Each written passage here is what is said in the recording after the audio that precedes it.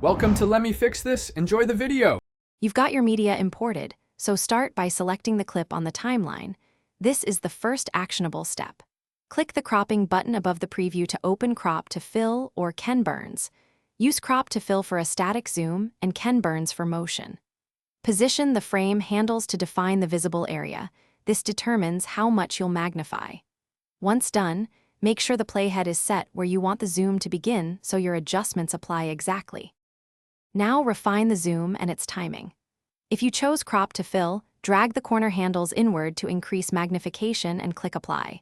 This crops and scales the frame. If you picked Ken Burns, set a smaller start frame and a larger end frame to create a slow zoom in, reverse for zoom out. To control speed, shorten the clip or split it into segments and apply different zooms to each. Make sure to preview in real time so pacing feels natural to the viewer. Finish by scrubbing the timeline and playing the clip at full resolution to confirm smooth motion and clean framing. If edges look awkward, reopen cropping and nudge handles until composition is balanced. You can also split the clip and apply different crops for complex moves. If the image becomes pixelated, undo the zoom or replace the clip with higher resolution footage, because excessive magnification reduces quality. Finally, export a short sample. Thanks for watching. If you found this helpful, don't forget to like and subscribe.